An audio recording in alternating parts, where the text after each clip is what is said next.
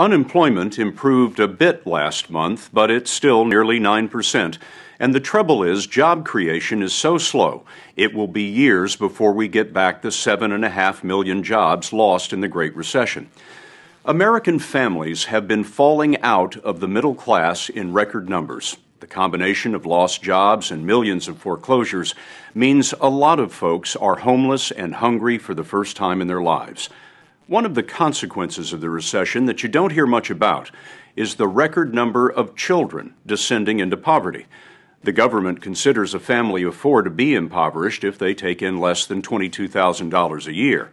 Based on that standard and government projections of unemployment, it is estimated the poverty rate for kids in this country will soon hit 25%.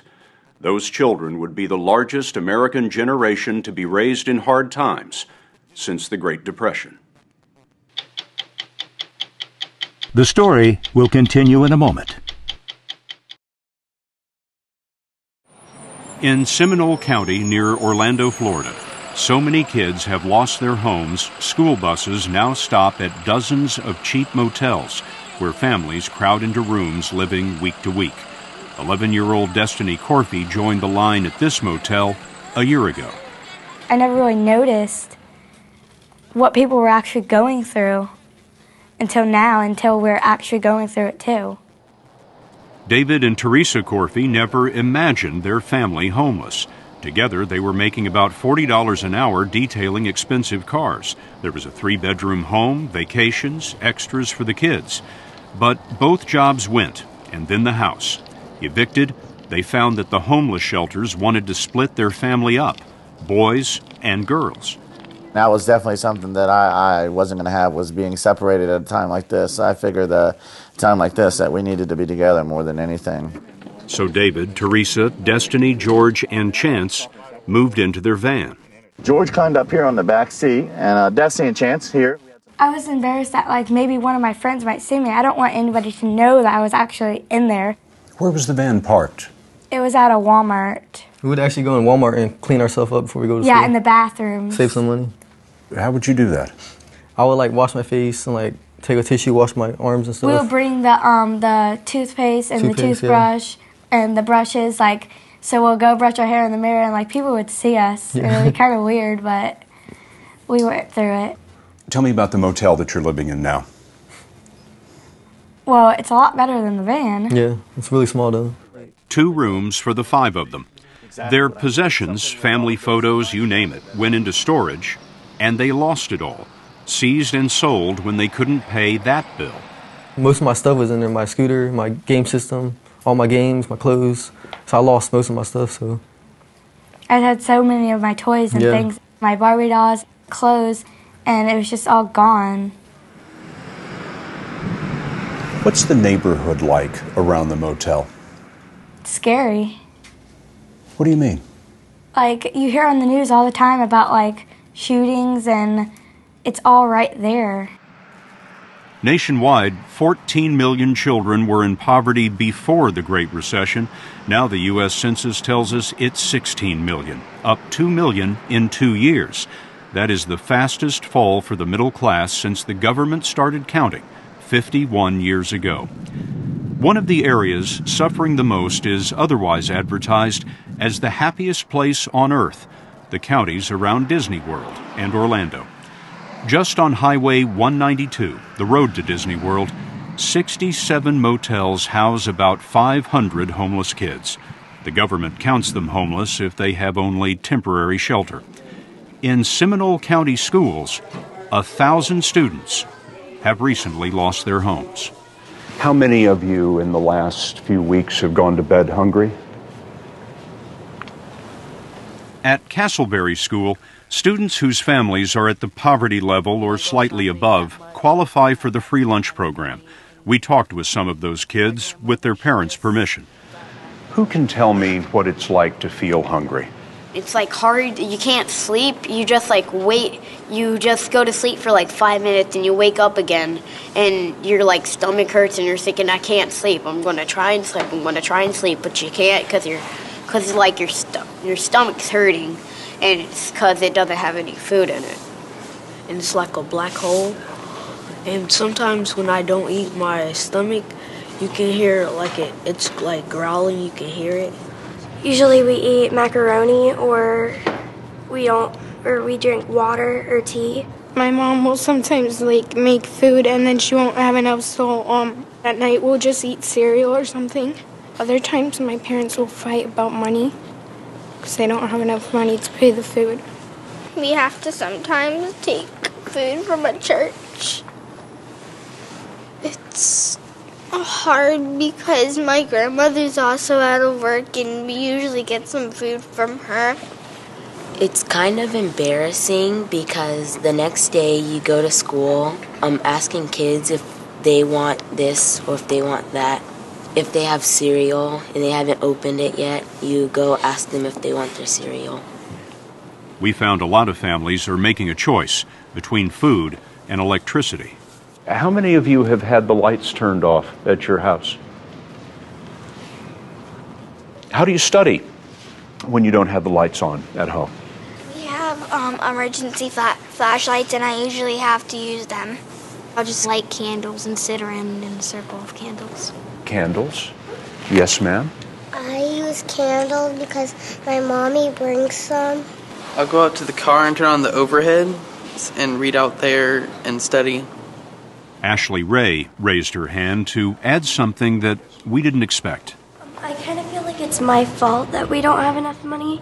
I feel like it's my fault that they have to pay for me and the clothes that they buy for me. They're believing it's their fault that they're in the situation. Beth Davalos runs the Seminole County programs for homeless kids. Our numbers go up every day, between 5 and 15 new homeless students a day. Every day? Every day. And she told us something else is new. When I first started this program, 8 years ago, homelessness lasted maybe 2-3 months. But now with it lasting 3, 6 months, a year, or 2 years, this is when children are developing who they are, and their foundation is broken. How are these kids doing in school? They're struggling. It's much harder. They're more at risk of not doing well. They're focusing on how can I help mom and dad. We have so many students that want to quit school and go to work. Beth Davalos is working to keep Jacob Braverman on track in school. His family lost this house suddenly in October. When he got off the bus that day, the door was locked. That was the last thing I expected. It wasn't your house anymore. Yeah. His mother, Rosa, lost her job, but the eviction was a shock. The bank told Rosa she had 30 days, but it was 5 days later that the cops moved them out. There's a lot of chaos in foreclosures all across the country because of the sheer number of them. There were 1 million last year, and another 1 million are expected this year. In Florida, the counties with the highest foreclosure rates see some of the biggest increases in child poverty. Rosa was suddenly on the street, and like the Corfis, she faced splitting up her family. This is what is important, is family is wherever you are together. It doesn't matter if it is in your house, if it is in one room, or in your vehicle. As long as you're with your family, you're going to make it through all of this that's been going on. All of it. Do you find yourself trying to cheer your mom up? Sometimes, yeah. And when you do that, what do you tell her? I love you, Mom. That always works. Yeah. Rosa, Jacob, Joey, and the dog are all in one room, right across the street. The neighbors took them in. We've seen a lot of that in our stories on the recession, neighbors, even strangers, opening homes to the homeless. We talked to the Bravermans at the neighbor's house. They've been here 3 months, and that is starting to worry them. I want to give the neighbors their own privacy, too. You know, I don't want to be invasive. So you miss your privacy from across the street. What else? Sometimes, you know, I have to go to the bathroom at night, and here I have to be, like, really, really quiet, because if I wake them up, I don't want to make them upset and get us kicked out. Homeless kids tiptoe in a world of insecurity, hoping to be invisible.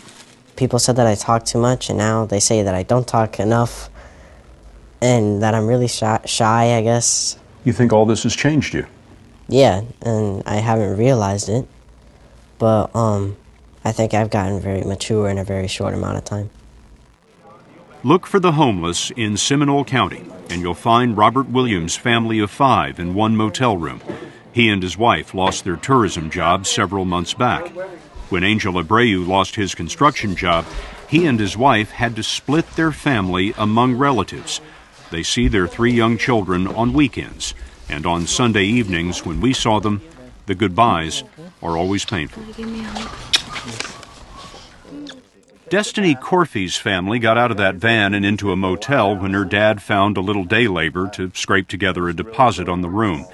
He applied at car washes and at Disney World and worked as a bricklayer's assistant, but it was nothing steady. And as the hotel bill came due, David was short. He found himself prepared to do nearly anything to keep his family from being split apart by the homeless shelters. So as embarrassing as it was, I sat down with a magic marker, and I've seen these people on the road with these signs before, and I wrote a sign out. What did the sign say? It said, "Please help, family of 5." Every truck that went by would holler up out to them or let them see my sign, "Hey, do you need any help? You know, can I get a job? Do you need any help?" I didn't think that it was going to have to come down to that. He was actually going to go and take the sign and show it to people, and I don't want people to know that he's my dad. I don't want to be embarrassed by people. You must have thought that you would never be that guy, the guy with the sign. Never in a million years did I think that would be me. And I told my wife, this is America, and America that's full of wonderful people, and I'm going to go out and see what I can do and see if there's someone out there that can help us. He showed us the sign that eventually caught the eye of a woman who stopped to say she might have a job for him. And sure enough, that phone rang about a week later. She said, "David, I'd like to tell you you're golden. We have a job for you, and you can start Friday." And that's where you got the hat. That's where I got the hat. And the University of Central Florida. Absolutely. And I've been wearing this hat ever since.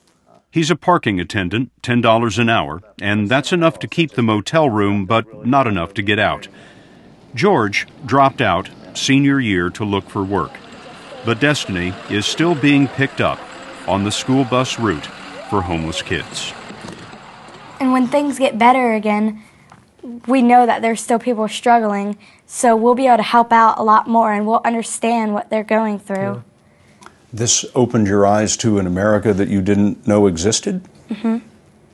I can't believe it. We all hear about the recovery, that the recession ended in 2009, but some things are getting worse before they get better, and child poverty is one of them. America's motel generation is growing fast. Like the kids who came out of the Great Depression, this generation is being shaped by homelessness and hunger, but also by memories of neighbors who open their homes and of families that refuse to be broken. Love you guys. Love you, Destiny. Love you too.